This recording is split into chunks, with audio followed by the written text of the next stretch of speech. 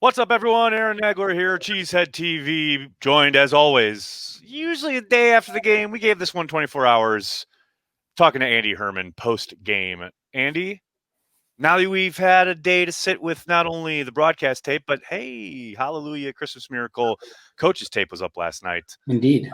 What did you think? I know in the moment, I know a lot of Packer fans were a little frustrated with that second half performance, but I think stepping back and especially seeing the games play out yesterday, think we might be feeling a little better about this one.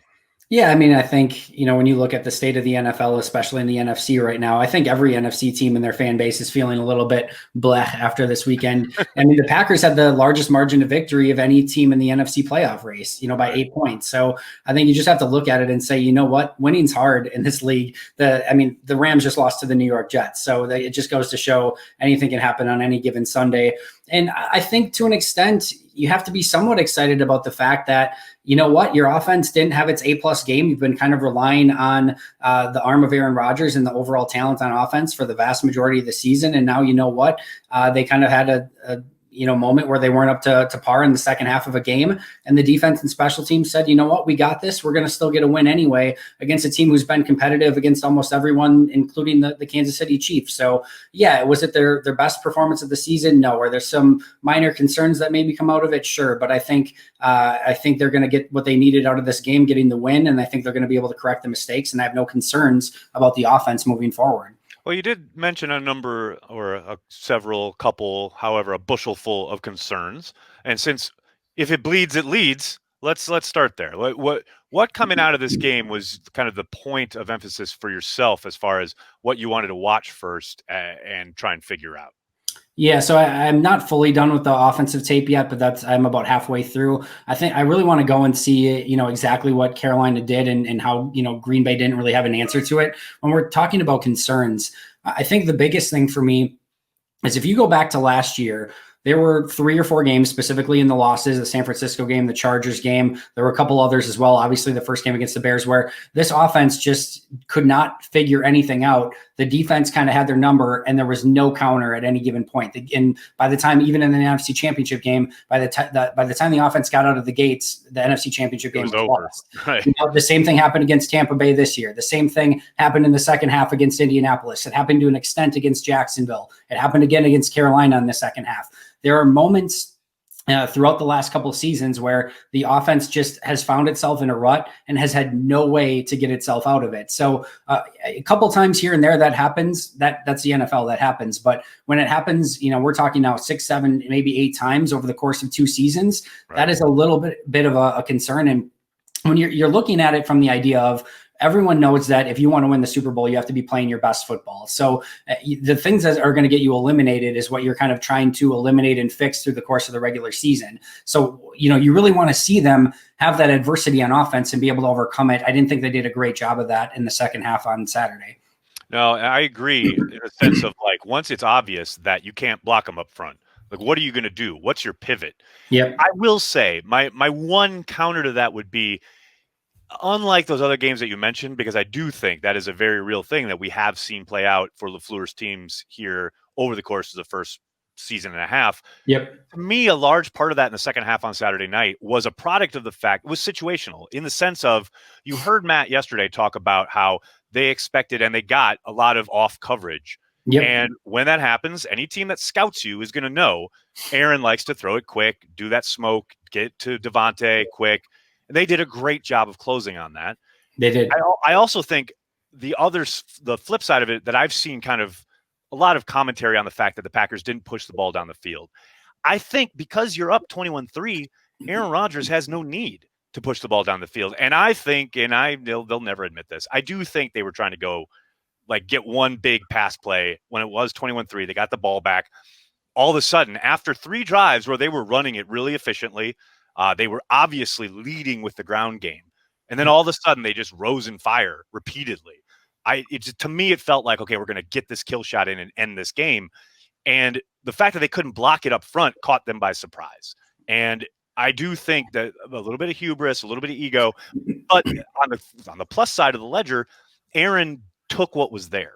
Yeah. in the sense of like found, okay, I go through my progressions. Maybe I could fit it in here, but there's zero reason for a hero ball right now. We're up 21-3. I'm just going to check it down. I'm just going to hit the flat. I'm going to hit the smoke.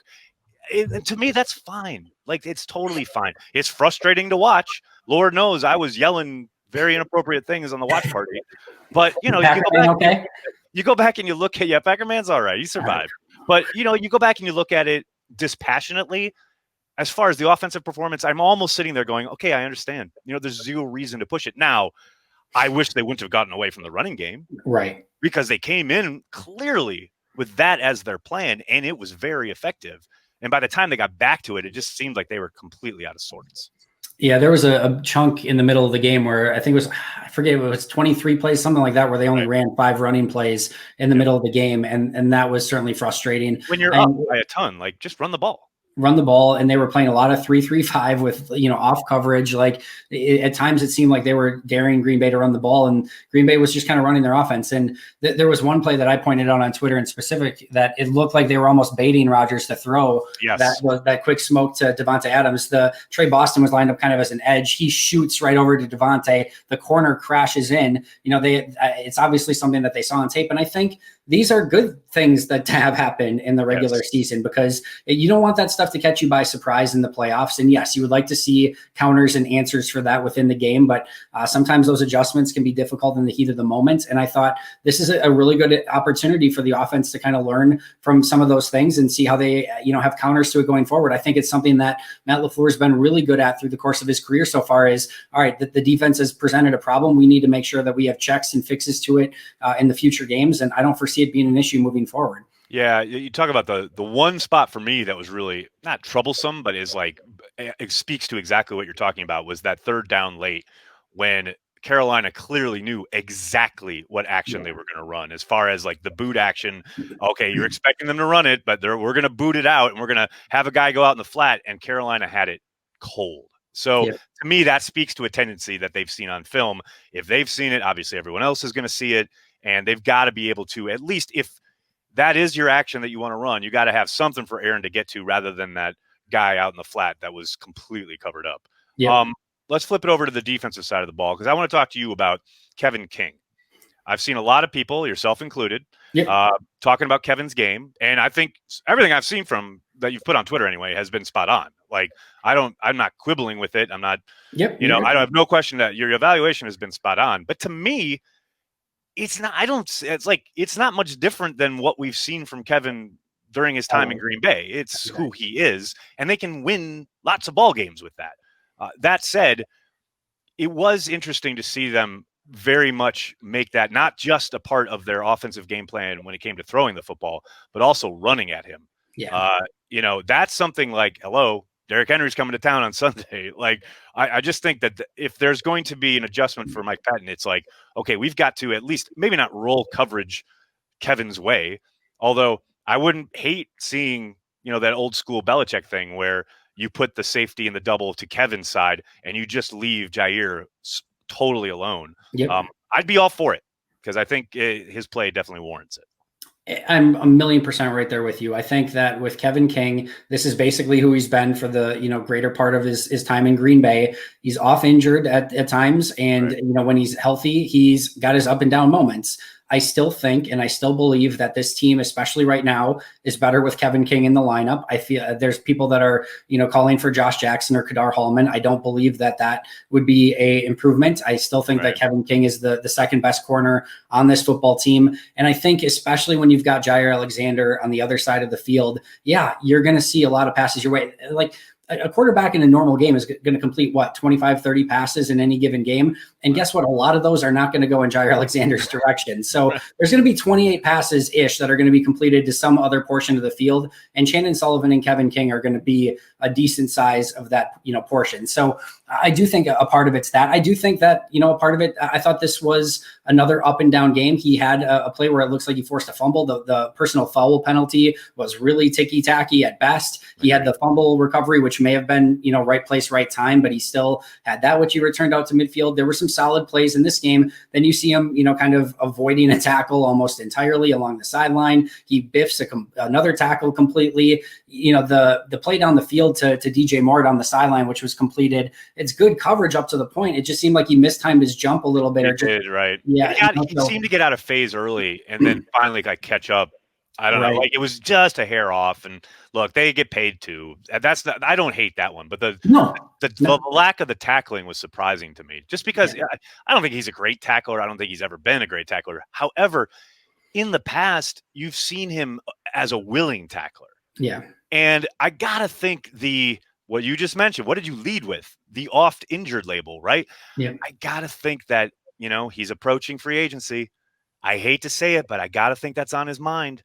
And he knows, like, we've seen him. You think back down to Dallas last year or 2 years ago when he is in the flat there with Ezekiel Elliott and throws his body in there with an abandon, right? Yeah. And makes a great tackle for a loss. Really physical guy. There's plenty of tape out there to show you Kevin being a physical player. But you look not just Saturday night, but a couple games so far, down the stretch here this year, we've seen exactly what you're talking about. And as much as I hate it, I kind of get it. Guy wants to get paid. He's about to hit free agency. You don't want to hit free agency with an injury. I get it, man.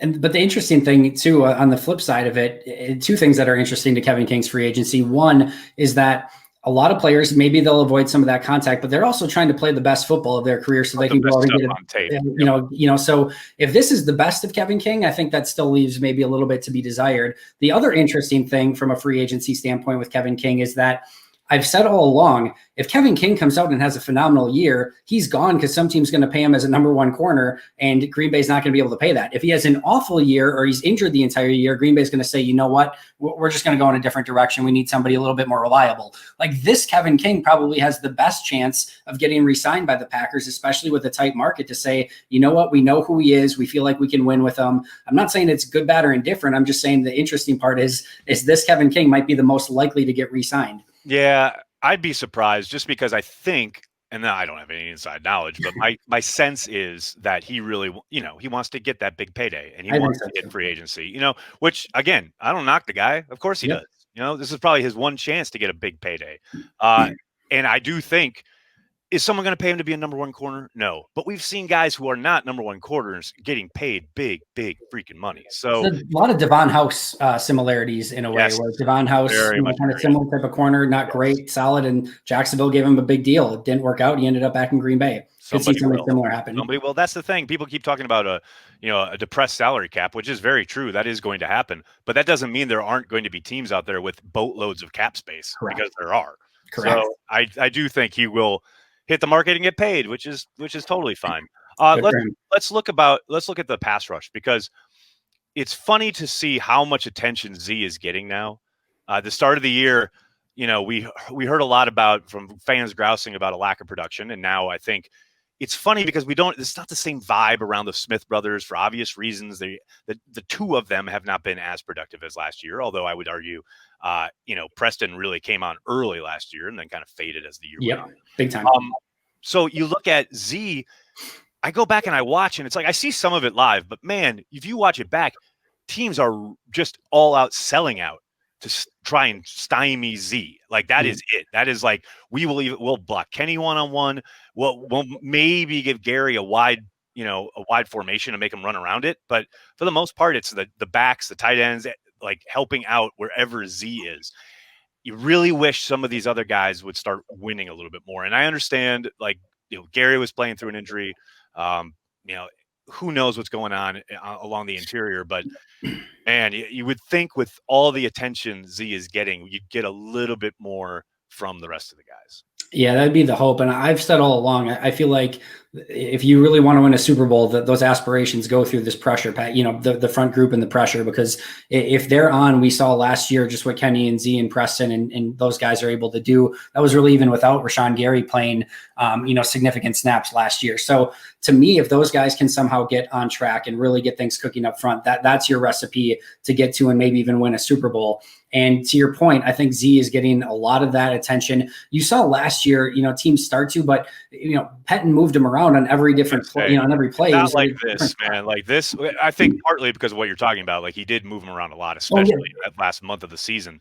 But man, wherever he is now, exactly, that's where they're going. And that's my point too. So like last year, I think, again, his season caught teams by surprise, and then they moved him around enough where it was tough for them to maybe chip on him or double as much, but they are laser focused in on where Z is at all times and making sure that he's not going to be the one that wrecks the game. We know Kenny Clark is going to be more of a slow burn guy as a pass rusher. He's going to collapse the pocket a little bit, maybe get off it at the end, but it's not going to be your Aaron Donald win in one or, a half a second sort of thing. And I do think, Preston's having a little bit of a down year. Rashawn's, still kind of coming along and having some injuries, but that's the unit to me that really needs to gel and play together and play as one. We've seen a little bit more flash of it over the course of the last few weeks, but still not, I think, to the extent that people expected going into the season. Yeah, I was going to say, especially in regards to Kenny, this has been his MO, right?